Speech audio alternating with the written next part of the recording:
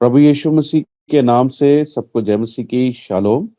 मैं आपका दोस्त, आपका भाई पास्टर पंकज एक बार फिर से परमेश्वर का वचन आप लोगों के बीच में लेके आया हूँ। जबकि आप इस वचन को हमारे YouTube channel serving people in need of fellowship पे सुन रहे हैं, मैं आपसे विनती करता हूँ, अगर अभी तक आपने इस चैनल को सब्सक्राइब नहीं किया है तो कृपा करके कर दीजिए और साथ ही में बेल बटन है उसको भी दबा दीजिए, ताकि जब भी डेली हम इस पे परमेश्वर का वचन डालते हैं आपको इजीली अवेलेबल हो जाए और आप इसको शेयर करना मत भूलें। कृपया करके आप जरूर वचन को शेयर करा करें और परमेश्वर की आशीष प्राप्त करें। तो आइए आज के वचन को हम लोग सुनते हैं। हम देखेंगे मरकुस की अंजील उसका 11 अध्याय उसकी 12, 13 और 14 आयत देखेंगे क्या लिखा है। दूसरे दिन जब वह बैतनिया से निकले तो उसको भूख लगी और वह दूर से अंजीर का एक हरा पेड़ देखकर निकट गया कि क्या जाने उसमें कुछ पाए, पर पत्तों को छोड़ कुछ ना पाया, क्योंकि फल का समय ना था। इस पर उसने उससे कहा, अब से कोई तेरा फल कभी ना खाए। और उसके चेले सुन रहे थे। हाँ, हालेलुया। तो यहाँ पर हम वचन में देखते हैं मरकुस 11 की 12 में, दूसरे दिन जब वह बेतनिया से निकले तो उसको भूख लगी। तो पहली चीज है, यहाँ पर यीशु मसीह को भूख लगी और उसके बाद वह कहता है वह दूर से अंजीर का एक हरा पेड़ देखकर उसके निकट गया कि क्या जाने उसमें कुछ पाए, पर पत्तों को छोड़ कुछ ना पाया, क्योंकि फल का समय नहीं था। पहली चीज यहाँ पर जब हम 12 आयत पढ़ते हैं वहां लिखा है यीशु मसीह को भूख लगी। अभी ये जो भूख है, ये शारीरिक भूख है या आत्मिक भूख है? बाइबल में हम देखते हैं जब हम लोग भूख के विषय में बात करते हैं, यीशु को भूख लगती है ना। अब जब हमने मत्ती 4 अध्याय में देखा, जब यीशु को भूख लगी तो इब्लीस आया और क्या कहने लगा, इन पत्थरों को बोल की रोटी बन जाए। और यीशु ने वहां एक बात बोली कि मनुष्य केवल रोटी से ही नहीं परंतु उस वचन से जो परमेश्वर के मुख से निकलता है जीवित रहेगा। और उसके बाद जब हम लोग यूहन्ना 4 अध्याय में देखते हैं, जब सामरी औरत से यीशु मसीह जल मांगता है और उसके चेले गए होते हैं बाहर शहर में, रोटी लेने गए होते हैं, रोटी खरीदने गए होते हैं। जब वो वापस लौटते हैं तो यीशु मसीह को ऑफर करते हैं कि आप रोटी खा लीजिए। तो यीशु मसीह क्या बोलता है, मेरा भोजन है कि मैं अपने भेजने वाले की मर्जी को पूरा करूं। यहाँ पर जब यीशु मसीह को क्या लगी, भूख लगी, और भूख लगी तो ये एक आत्मिक भूख है। और उसके बाद वह कहता है वह दूर से अंजीर का एक हरा पेड़ देखकर उसके निकट गया, क्या जाने उसमें कुछ पाए। और लिखा है पर पत्तों को छोड़ कुछ ना पाया, क्योंकि फल का समय नहीं था। तो यहाँ पे हमें समझना है, ये जो अंजीर का पेड़ है, अंजीर का पेड़ जो है वो इजराइल देश को दिखाता है और कहता है उसमें पत्ते ही पत्ते थे, पत्तों को छोड़ उसमें कुछ नहीं था। और क्या लिखा, फल का समय नहीं आया था। और फिर कहता है इस पर उसने उससे कहा, अब से कोई तेरा फल कभी ना खाएगा। और उसके चेले ये बात सुन रहे थे। तो पहली चीज है उसको भूख लगी, और ये भूख जो है आत्मिक भूख है। और दूसरी बात बताता है कि अंजीर का पेड़ जो है वो इजराइल देश को दिखाता है और उसमें पत्ते ही पत्ते हैं, पत्तों को छोड़ उसमें कुछ नहीं है। और लिखा है फल का समय नहीं आया था। और लिखा है इस पर उसने उससे कहा, अब से कोई तेरा फल कभी ना खाएगा। और इसका मतलब है यीशु ने उसको श्राप दे दिया। और जब हम 20 आयत पढ़ते हैं इसी की, हम देखेंगे मरकुस 11 की 20 देखते हैं हम क्या लिखा। फिर भोर को जब वह उधर से जाते थे तो उन्होंने उस अंजीर के पेड़ को जड़ तक सूखा हुआ देखा। इसका मतलब है जो अंजीर का पेड़ था वो सूख गया। अब यहाँ पर जब हम इस वचन को देखते हैं तो यहाँ लिखा है उसने अंजीर के पेड़ में पत्ते ही पत्ते पाए, फल नहीं था, है ना। और लिखा है फल का समय नहीं था। तो यहाँ पे एक सवाल पैदा होता है, क्या यीशु मसीह ने जो श्राप दिया पेड़ को, क्या सही दिया या गलत दिया? अगर सही दिया तो कैसे? क्योंकि पेड़ का जो अपना कहने का मतलब फल का समय तो था ही नहीं। लेकिन आप जानते हैं यीशु मसीह जो भी करता है वो गलत नहीं करता। यीशु मसीह जो करता है वो सही करता है।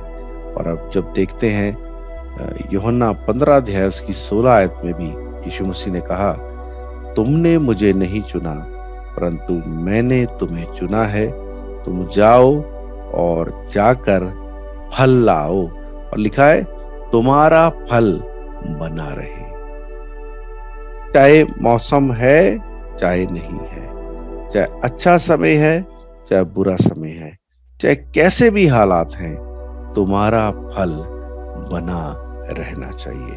तो यहाँ पर अंजीर का पेड़ जो है वो इज़राइल को दिखाता है, और वो जो फल देख रहा है वो आत्मिक फलों की बात कर रहा है, ना कि शारीरिक फलों की बात कर रहा है। और मैं बताना चाहता हूँ यीशु ने जो उसको श्राप दिया है वो सही श्राप दिया है।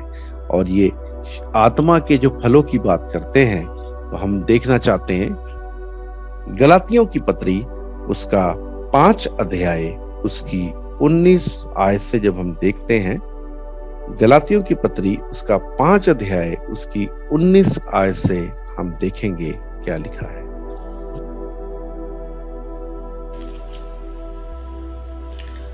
शरीर के काम तो प्रकट हैं, अर्थात व्यभिचार, गंदे काम, लुचपन, मूर्ति पूजा, टोना, बैर, झगड़ा, ईर्ष्या, क्रोध, विरोध, फूट, विधर्म, डाह, मतवालापन, लीला क्रीड़ा और इनके जैसे और काम हैं। इनके विषय में मैं तुमको पहले से कह देता हूँ, जैसे पहले कह भी चुका हूँ, कि ऐसे ऐसे काम करने वाले परमेश्वर के राज्य के वारिस न होंगे। हाँ, आपने देखा यहाँ पर शरीर के कामों को देखा, और शरीर के कामों के विषय में लिखा है ऐसे काम करने वाले परमेश्वर की बादशाहत में दाखिल नहीं होंगे, है ना। तो लेकिन दाखिल कौन होंगे, आइए हम देखते हैं, पढ़ेंगे आगे।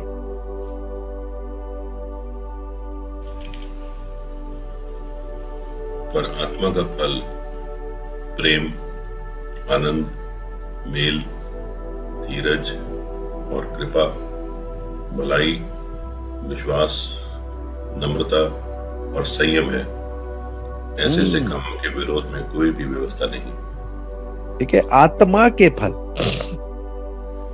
यीशु अंजीर के पेड़ में क्या देख रहा था? यीशु अंजीर यानी इज़राइल में क्या देख रहा था? आत्मा के फलों को देख रहा था, और उसको पत्तों ही पत्तों के सिवा कुछ और नहीं मिला, है ना। वो पत्ते ही पत्ते क्या हैं? उनके धर्म के काम। वो व्यवस्था को मानते थे, बलियां चढ़ाते थे, पर्व मनाते थे, जो कुछ व्यवस्था में लिखा था उसको तो वो पूरा करते थे, लेकिन उनमें आत्मा के फल यानी प्रेम, आनंद, शांति, कृपा, भलाई, संयम, है ना, ये सब, नम्रता, ये सब नहीं थे। वो क्या देख रहा था? उनके कामों को देखता है। तभी यशाया कहता है, यशाया नबी की किताब में यशाया कहता है, तुम्हारे धर्म के काम परमेश्वर के सामने मैले जड़ों के समान है। तो आज परमेश्वर हमारे अंदर क्या देखता है? आज परमेश्वर हमारे अंदर पत्तों ही पत्तों को देख रहा है। हम आराधना अच्छी करते हैं, हम बाइबल अच्छी पढ़ते हैं, हम प्रचार अच्छा करते हैं, हम रोजा अच्छा रखते हैं, हम चर्च अच्छा जाते हैं, हम दशवांश अच्छा देते हैं। क्या हमारे अंदर आत्मा के फल हैं? आज वो हमारे अंदर आत्मा के फलों को देखता है, वो कामों को नहीं देखता। ठीक है, मैं आपको बताना चाहता हूँ, पवित्र आत्मा के, है ना, 9 फल है और 9 वरदान है।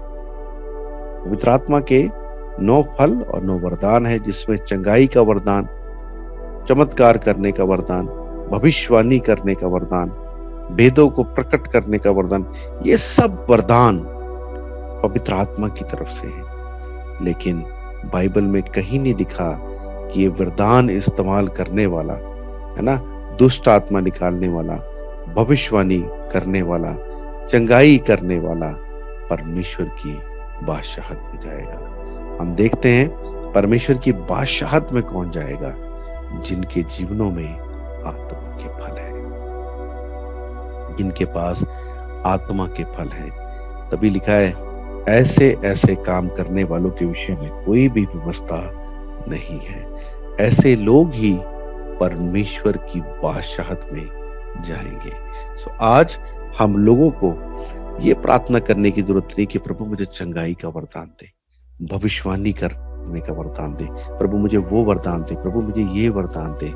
प्रभु से कहें, प्रभु मुझे अपने आत्मा के फलों से भर दे प्रभु, क्योंकि मैं जानता हूँ पिता, मैं अंदर जब आत्मा के फल होंगे तो वरदान अपने आप काम करेंगे।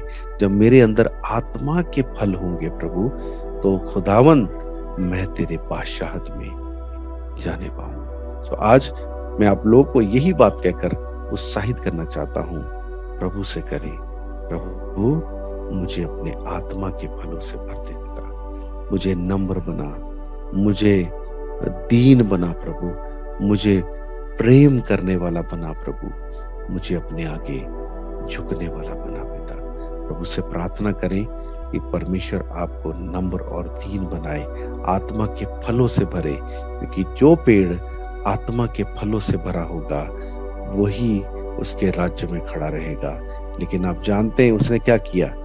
उसने उस अंजीर के पेड़ को श्राप दे दिया और अंजीर का पेड़ सूख गया। अगर आज आपके जीवन में फल नहीं है तो आप सूख जाएंगे, और आज अगर आपके जीवन में फल नहीं है तो वो आपको काट देगा। सो आज हमें अपनी जिंदगी को जांचना है और अपनी जिंदगी में फलों को लेके आना है। परमेश्वर आपसे प्रेम करता है और वो चाहता है कि आप फलदार हों, और जैसे वो फलदार है आप भी फलदार हों और परमेश्वर की बादशाहत में जाएं। तो आइए अपनी आंखों को बंद करें इस समय हम लोग और प्रार्थना में चलें। सर्वशक्तिमान पिता परमेश्वर, प्रभु यीशु, हम आपका धन्यवाद और तारीफ करते हैं प्रभु, क्योंकि आप भले हैं, महान हैं, जिंदा हैं और अद्भुत युक्ति करने वाले प्रभु हैं। पवित्र आत्मा, हम आपकी सामर्थ के लिए आपका धन्यवाद करते हैं, आपकी हजूरी के लिए आपका धन्यवाद करते हैं पिता। चाहते हैं प्रभु आप हमें बढ़ते जाएं प्रभु, आपके कार्य हम में बढ़ते जाएं पिता, और जैसे आपकी मर्जी आसमान पे पूरी होती है वो हमारे जीवन में पूरी हो पिता। हमें अपने फलों से भरे, अपनी आनंद से भरे पिता, और तेरा नाम हमारे जीवन में महिमा पाए प्रभु। हमें कुछ नहीं चाहिए पिता, हमें सिर्फ तेरे आत्मा के फल चाहिए, कि जब तू आए हमें फलों से लदा हुआ पाए पिता, और हम तेरी आराधना करने वाले हों और तेरे साथ जाने वाले हो पिता। प्रभु हम पे दया कर, रहम कर प्रभु, खुदावंद यीशु के नाम से, आमीन आमीन आमीन।